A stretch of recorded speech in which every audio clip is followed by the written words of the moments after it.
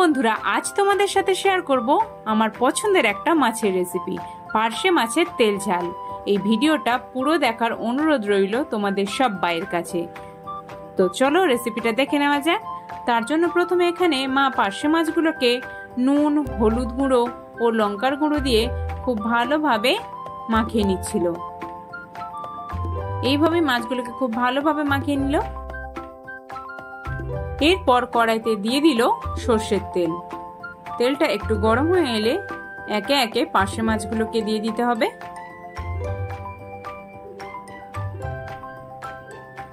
পার্শে মাছগুলো দেওয়া হয়ে গেছে। এবার মাছগুলোকে একটু উল্টে পাল্টে খুব ভালোভাবে লাল লাল করে ভেজে নিতে হবে। তো এখানে মাছ ভাজা আমাদের হয়ে এসেছে। এবার মাছগুলোকে তুলে নিতে হবে। একে একে মা মাছ ভাজাগুলোকে ঠিক এইভাবেই তুলে নিয়েছিল। এরপর মিক্সিতে দিয়ে দিয়েছিল কালো সর্ষে, সাদা সর্ষে, আর দিয়েছিল টমেটো কুচি, পেঁয়াজ, আর দিয়েছিল দুটো কাঁচা লঙ্কা। এই সব কিছু দিয়ে অল্প করে জল দিয়ে খুব ভালো করে একটা পেস্ট বানিয়ে নিতে হবে। এখানে পেস্ট কমপ্লিট। এখানে ফোড়নে দিয়েছিল কালো জিরে, আর আগে থেকে করে রাখা পেস্টটাও এখানে মা দিয়ে দিয়েছিল।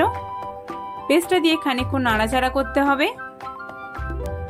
এরপর দিয়ে দিল পরিমাণ মতো লবণ, লঙ্কার গুঁড়ো, হলুদ গুঁড়ো, আর দিয়েছিল ধনে গুঁড়ো। মশলাগুলো দেওয়ার পর এগুলোকে খুব ভালো করে আবার নাড়াচাড়া করে নিতে হবে খানিকক্ষণ। এরপর তেল ছাড়তে শুরু করলে দিয়ে দেব অল্প পরিমাণে জল। যেহেতু একটা পার্শে মাছের তেল ঝাল, তাই জল আমরা খুব বেশি পরিমাণে দিইনি। এরপর ভেজে রাখা পার্শে মাছগুলো দিয়ে দিলাম। এরপর মাছগুলোকে খানিকক্ষণ ফুটতে দিতে হবে। ফুটে এলেই মাছগুলোকে একটু উল্টে পাল্টে দিতে হবে। তো এখানে কিন্তু অসম্ভব সুন্দর একটা কালার চলে এসেছে, আর খুব সুন্দর একটা গন্ধও বেরিয়েছে। তো এখানে তো আমাদের পার্শে মাছের তেল ঝাল একদম তৈরি। তো এবার মা এগুলোকে সার্ভ করে দিচ্ছিল। আর আমাদের গার্নিশিংও কিন্তু এখানে একদম কমপ্লিট। তো কেমন লাগলো বন্ধুরা পার্শে মাছের তেল ঝাল? তোমরাও কিন্তু বাড়িতে ট্রাই করে দেখো, আর কমেন্টে জানিও কেমন লাগলো খেতে। আমাদের তো দুর্দান্ত লেগেছিল। আর গরম গরম ভাতের সাথে পার্শে মাছের এই তেল ঝাল কিন্তু পুরো জমে গেছে। তো কেমন লাগলো তোমরা অবশ্যই কমেন্টে জানিও। ভালো লাগলে লাইক করে দিও। আর আমাদের চ্যানেলে আরো নতুন নতুন ভিডিও দেখতে আমাদের চ্যানেলটিকে সাবস্ক্রাইব করে পাশে